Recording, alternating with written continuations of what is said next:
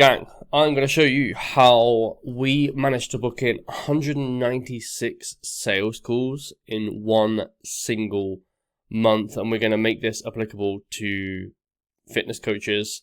But if you're watching this in a different niche, then you can probably take this away as well. So, I'm not going to show you my sales funnel or anything else like that. I'm going to show you the core principle of how you book that many calls. Because I think everyone's obsessed with fucking meta ads, and everyone's obsessed with the traffic side of things, but no one breaks this down. I've seen so many videos where all they talk about is ads and headline changes and how to change ads, how frequently to change ads, what's the targeting, and it's that doesn't really fucking matter if you haven't got this nailed here. Okay, so ads are really important. I obviously run ads, especially to generate that amount of sales calls. But if you get this when you run ads, it's going to be really efficient. Okay, so I've kind of linked it towards 1, 2, 3, 4, 5, 6, 7. I've kind of just put them on the board. I haven't really gone through them in order of priority, but if you nail these, you'll be absolutely fine. So number 1, niche. Who the fuck do you want to work with? So many people say things like you don't need a niche. You do. You fucking do. Number 1, because if you don't know your niche, you're just spraying and praying everywhere, and you can get to a point in business where it's kind of okay that you don't have a niche, but you're not going to scale indefinitely. You're not going to grow. And full transparency, in about 3 months' time, the goal for our business, TCT, is to actually double this, about 400 calls, which we will basically do by turning up notches in terms of ad spend and stuff like that. But if we don't have all of these things in place, especially the fucking niche, then what happens is a lot of the money that you're pumping into ads, or just a lot of the time that you are creating content, for example, is just being leaked because you don't know who the fuck you're talking to, right? So if I just basically open this up to business owners, some of this isn't really applicable to some niches, right? A coffee shop doesn't really need an offer. It's just we sell coffee, right? Now the niche is maybe coffee drinkers, but the rest of it is kind of a bit not applicable, right? So they don't need CAC and LTV to be as far away from fucking as possible, right? But as fitness coaches, you kind of need all of this. So I'm talking specifically to fitness coaches, right? I know my client like the back of my hand. I know their struggles. I know the roadblocks that they're going to face at pretty much every single revenue marker. So once you know your niche, everything that you create in terms of organic content and ads and everything else like that, the landing page is going to be really, really crystal clear. And everything cost per acquisition goes down, everything, close rate, everything. It will just skyrocket. So number 1, fundamentally, know who you want to work with. Don't just say busy professionals, because that's fucking wide. What do they struggle with? Why do they struggle with? Everything. Be really fucking detailed. When you first join TCT, one of the first things that we do is we have 2 documents. One is called the niche worksheet, very creative. But the other one is called a messaging matrix, which kind of links into the offer. Okay. Once you understand who you want to work with, you have to tie in some sort of offer that is aligned to the niche, right? And once you have these 2 here, you're pretty fucking good, right? But it's the first thing that we do within TCT. You join, you don't have your onboarding call with me, you create a niche worksheet first, and then you have the onboarding call, and then we go from there. But so many people, I've watched so many videos where people are you don't need a niche. No, you do. Okay, offer. A lot of people think that when people say offer, it's always discount coaching. It's no, it's what is your promise, basically? If someone who is overweight, they're looking at your page, what is the actual thing that you do? Do you get them lean via a keto diet? Do you get them lean whilst eating carbs? What is your thing? What do you do? Understand there is a million fucking fitness coaches right now, right? So what makes you different? What is the separator? Okay, and that's basically offer creation, which is one of the one of the biggest. These are all fucking big, right? Because you have to have all of them. But like, if you don't have a offer or at least a unique way to get someone to their goal, it doesn't really matter because there's so many people in your niche, right? One of the biggest things that I hear with fitness coaches is the fitness industry is saturated. Yes, correct. Which is a good thing, by the way, because if you don't have a saturated market, there's no demand. And if there's no demand, you're going to be broke. I'd much rather a saturated industry than an unsaturated one, because unsaturated means there's no demand, which means no sales. So it's kind of good that you're in a saturated industry.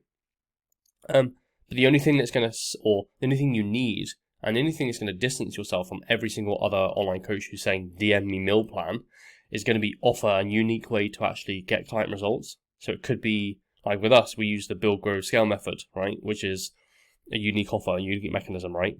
And the reason why that's there is we literally do that. We build out everything at the start, we grow the business, and then we look to like full send the business, right?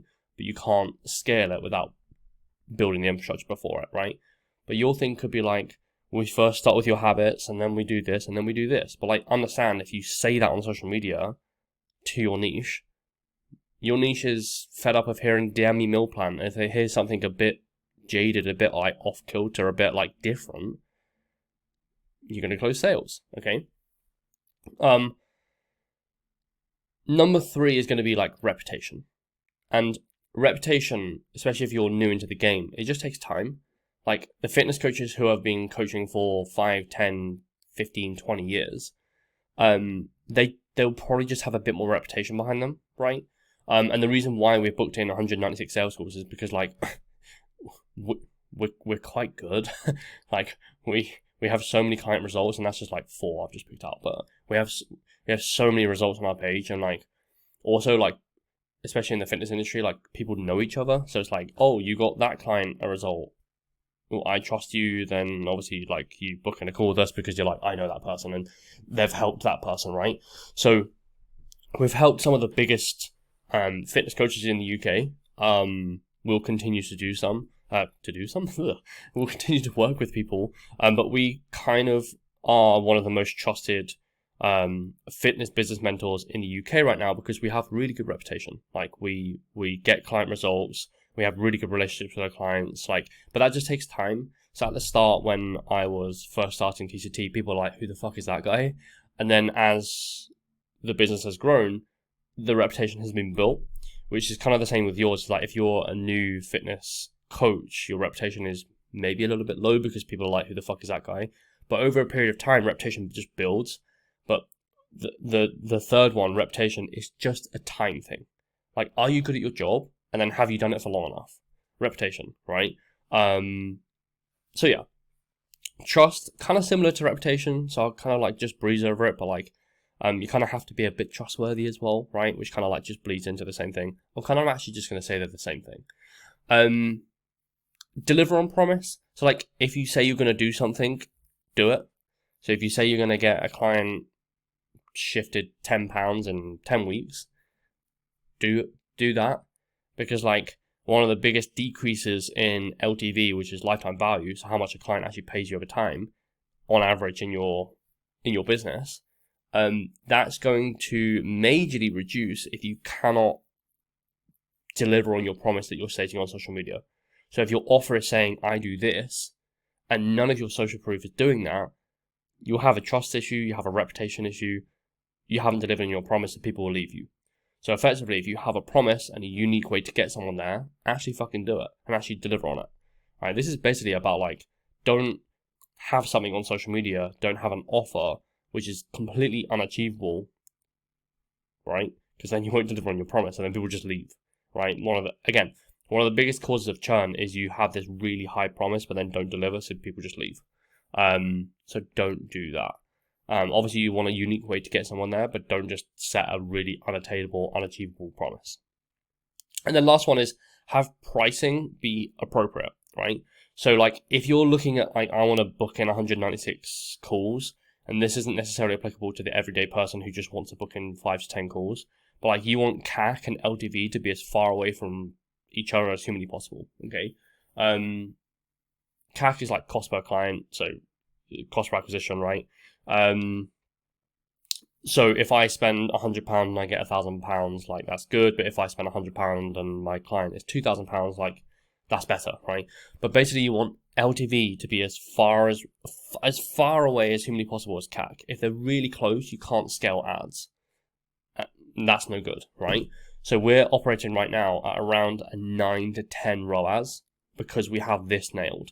And what that basically means is if I spend £1,000 on ads, 10,000 comes back because it's so distant between CAC and LTV. Now, a lot of people try and get CAC down, so cost per acquisition. They try to get that like really down. So they try to be like, oh, I want it at £50. I want it at like £70. But it's because the pricing structure is so low. So like it's so close, right? They don't want to spend money to acquire a customer. But understand, if you want that to be the figure, but your LTV is up here, your cost per acquisition can go up. So like you can basically outspend everyone by having LTV be fucking massive and through the roof. So like if you want to book this many calls, you kind of have to have this as far away as humanly possible. And I basically spend my whole entire time at TCT working on these things here, like all the time. Like obviously we have an internal team, we have a team of 8 now, which is sick. But like we spend a lot of our time just basically doing this. So like the CS team always build a reputation. I'm always working on this. I'm always working on this. I'm always making sure that this is being held, and I'm always looking at this as well. But like again, I've seen videos before where it's just like, this is how much you've got to change ad creative, and this is what to change, and it's all really like ads heavy and funnel heavy, but like no one actually speaks about this shit here. So that should really help you.